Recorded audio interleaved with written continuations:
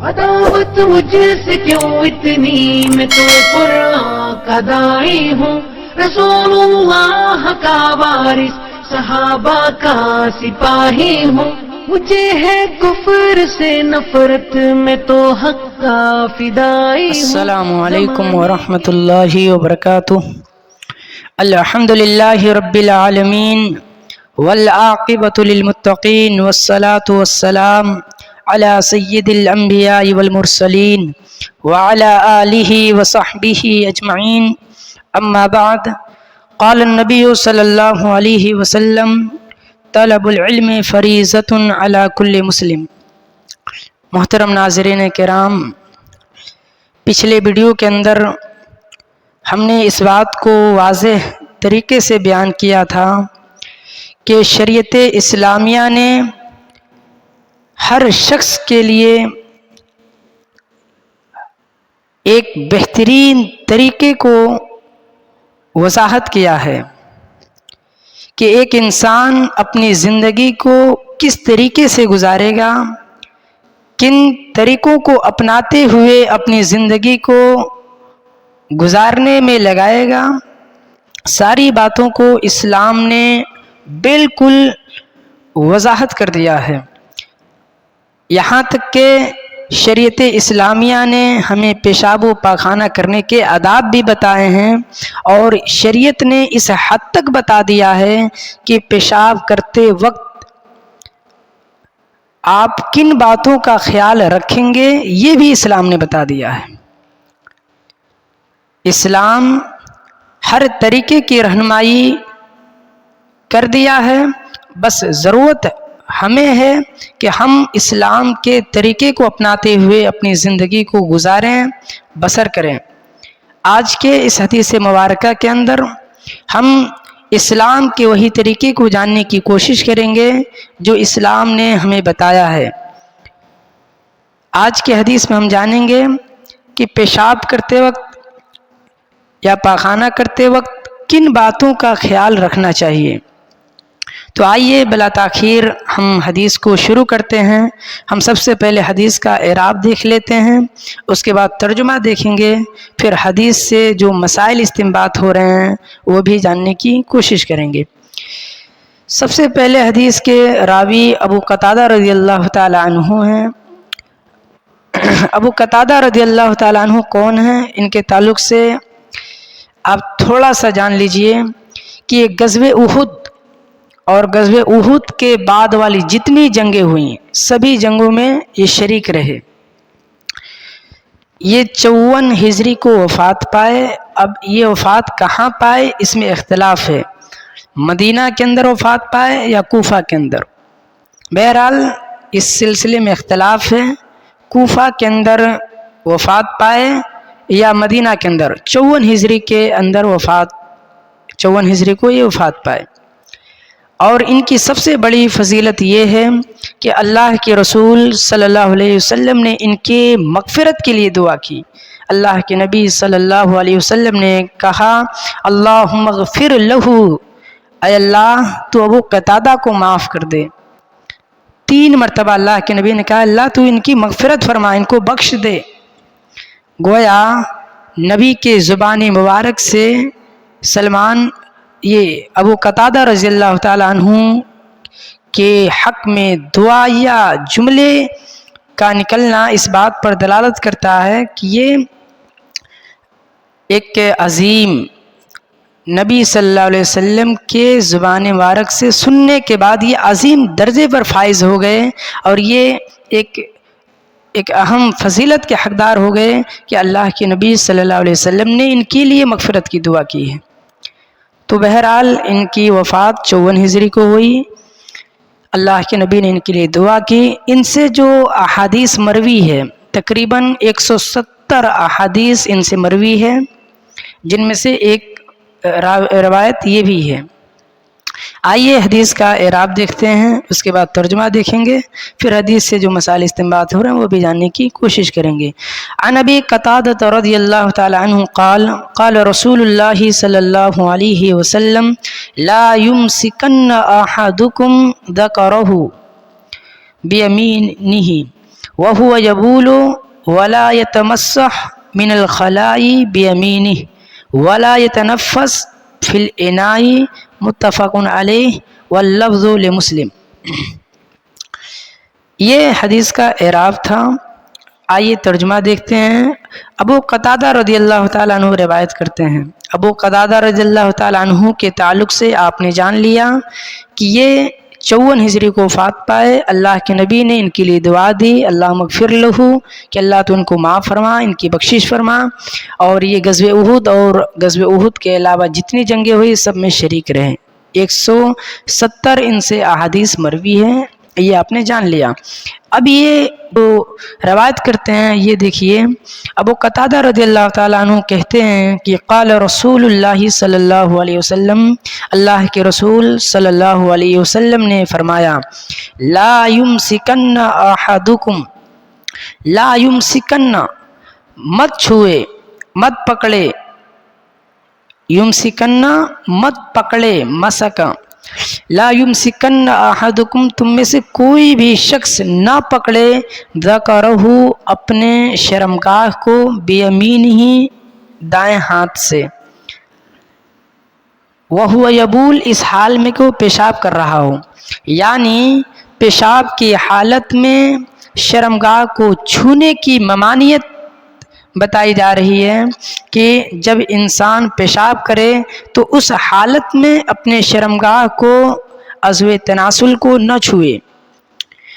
ولا یتمسح من الخلاء بیمینہ، دیکھیے ولا یتمسح کہ آپ دو طریقے سے معنی کر سکتے ہیں۔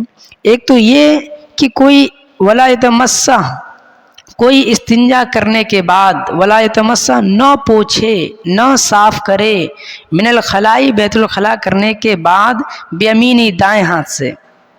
آپ یہ کر سکتے ہیں کہ کوئی بھی شخص بیت الخلاء سے جب یعنی کھڑا ہو تو پھر اپنے شرمگاہ کو، جو شرمگاہ ہے یعنی پیشاب کیا تو اب پیشاب کے راستے کو جو صاف کیا جاتا ہے اس کو داہنے ہاتھ سے صاف نہ کرے۔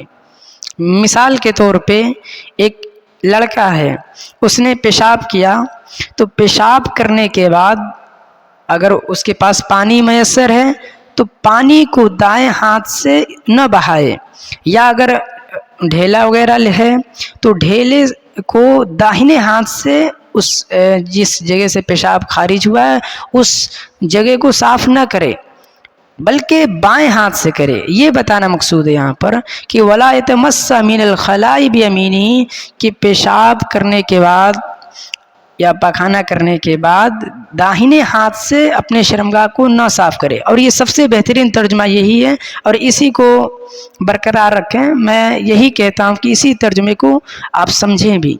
جو دوسرا ترجمہ کیا جاتا ہے وہ اس حد تک کہ نہیں بہتر ہے، لیکن یہاں پر آپ ترجمہ یہی جان لیں کہ ولا یتمسح، صاف نہ کرے۔ مسح کے معنی ہوتا ہے اصل پھیرنا، اسی سے آتا ہے موسے کے اوپر مسح کرنا۔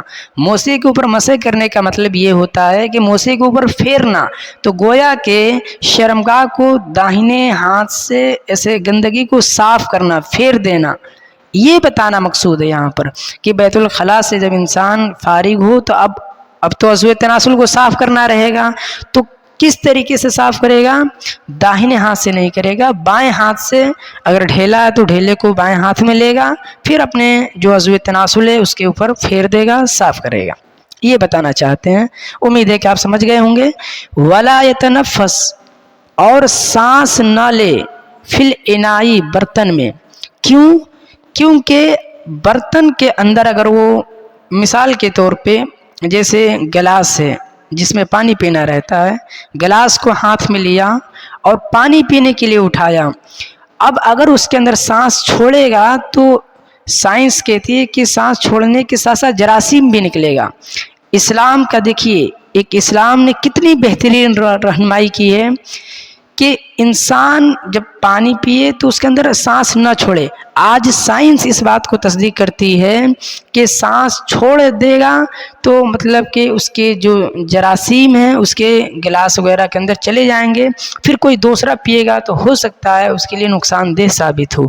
تو اسلام دیکھیے اس حد تک جو 1400 سال پہلے آیا जो उस वक्त टेक्नोलॉजी इतनी नहीं थी, फिर भी इस्लाम ने एक बेहतरीन रहनुमाई मुसलमानों के लिए, हर शख्स के लिए रहनुमाई की कि कोई भी शख्स बर्तन में सांस न छोड़े, ताकि कोई दूसरा शख्स जब पानी पीने के लिए इस्तेमाल करे तो दूसरे शख्स को कोई बीमारी लाहिक न हो, दूसरे शख्स को कोई परेशानी न लाहिक हो जाए।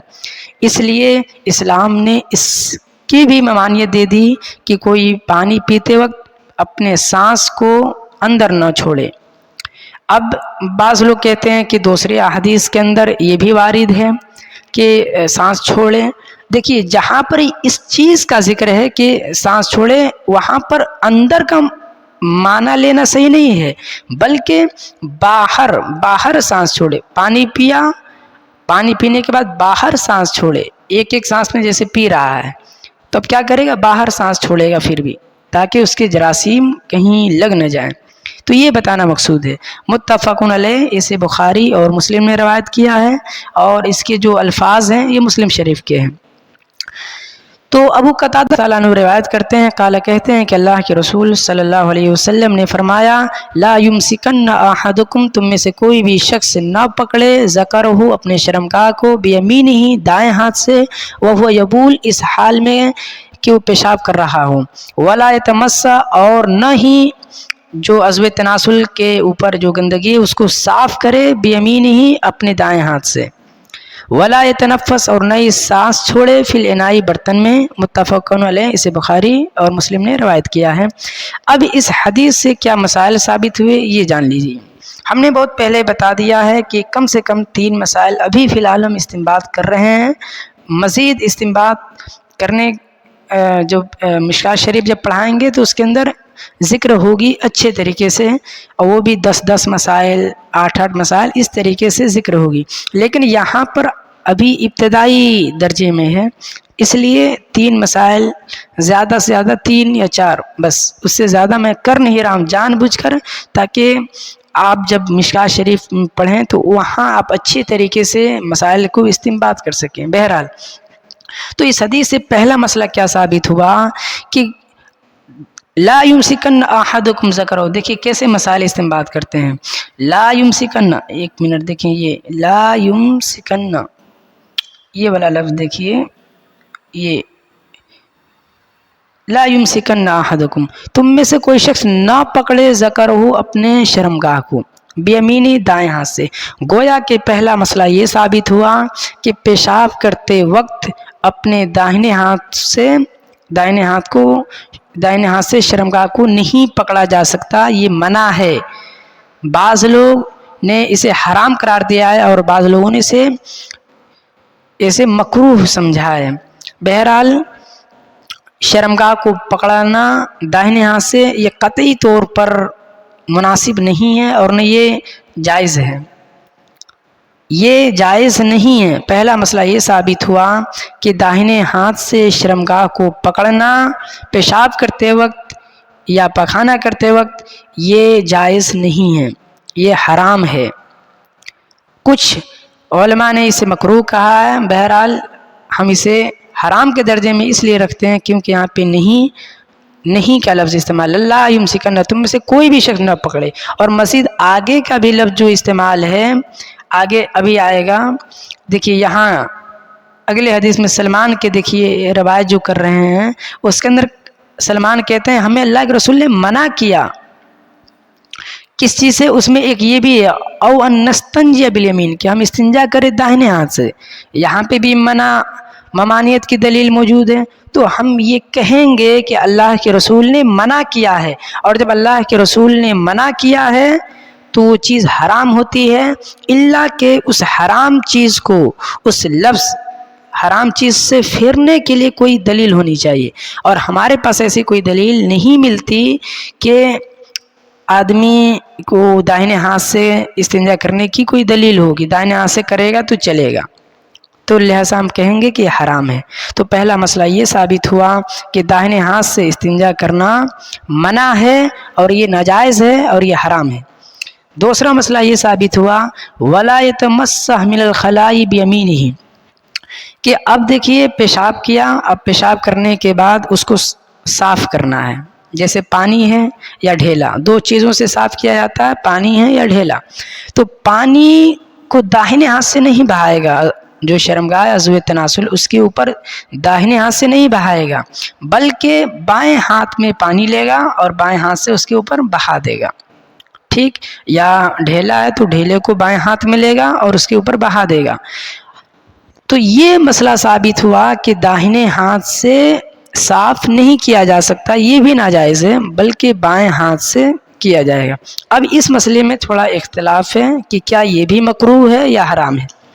دیکھیے اس سلسلے میں کچھ زیادہ میں نہیں کہوں گا، جب مشکات شریف کے اندر آئے گا تو اس کے اندر وضاحت کے ساتھ آپ پڑھیں گے اور اس کے اندر صاف صاف یہ الفاظ بھی موجود ہیں کہ کر سکتا ہے یا نہیں. لہذا یہاں پر آپ اتنا سمجھیں کہ یہ ایک طریقے سے ناپسندیدہ عمل میں سے ہے، یہ ایک طریقے سے صحیح نہیں ہے، مکروہ کے درجے میں فی الحال ابھی رکھنا بہتر ہے، کیونکہ اس کے حرام ہونے پر ایسی کوئی دلیل وارد نہیں ہوتی. ہاں جو یہ الفاظ موجود ہیں ولا یتمس، کہ نہ صاف کرے، نہ پھیرے، نہ استنجا کرے بیمینی دائیں ہاتھ سے، یعنی دائیں ہاتھ سے نہ صاف کرے، گویا کہ آپ اسے حرام کے درجے میں بھی رکھ سکتے ہیں، مکروہ کے درجے میں بھی. تو اب دو صورت ہے ہمارے پاس، ایک ہے حرام کی صورت، ایک ہے مکروہ کی صورت. تو اس میں جو زیادہ اہل علم گئے ہیں وہ یہ حرام ہی کی طرف گئے ہیں، کچھ لوگ مکروہ کی طرف گئے ہیں. لیکن اگر دیکھا جائے، غور کیا جائے تو اگر کوئی انسان آمدن کر رہا ہے، جان بوجھ کر اس کو مزہ آ رہا ہے دائیں ہاتھ سے پکڑنے میں، تو اس صورت میں ہم کہیں گے کہ یہ حرام ہے. اور اگر کوئی ایسے مطلب اس کو علم نہیں ہے اس چیز کو، اگر چھو دیا تو چلو ایک مکروہ کے درجے میں ہے یہ.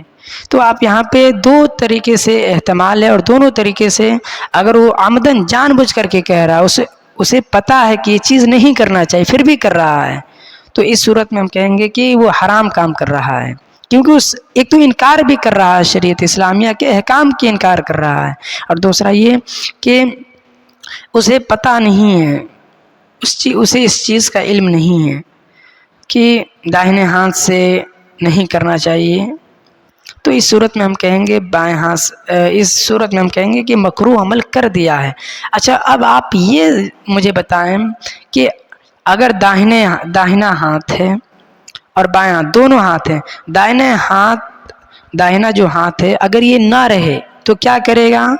بائیں ہاتھ سے کرنا پڑے گا، بائیں ہاتھ سے. تو یہاں پر سیدھے سیدھے کہہ دیا گیا کہ دائنے ہاتھ سے ہرگز نہیں کرے گا، یعنی کہ پیشاب وغیرہ جو صاف کرنے کا ہے یہ دائنے ہاتھ سے ہرگز نہیں کرے گا.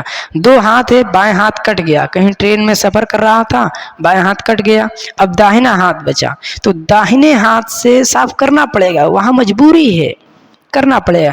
تو اگر ہم یہ مسئلہ بتائیں کہ یہ حرام ہے تو پھر مسئلہ کچھ الگ بھی گھوم سکتا ہے. لہذا ہم تین صورت بتائیں گے کہ اگر اسے مجبوری ہے، اس چیز کا مکلف نہیں ہے کہ بائیں ہاتھ سے صاف کریں، تو ہم کہیں گے کہ چلو اس کے لیے مکروہ ہے.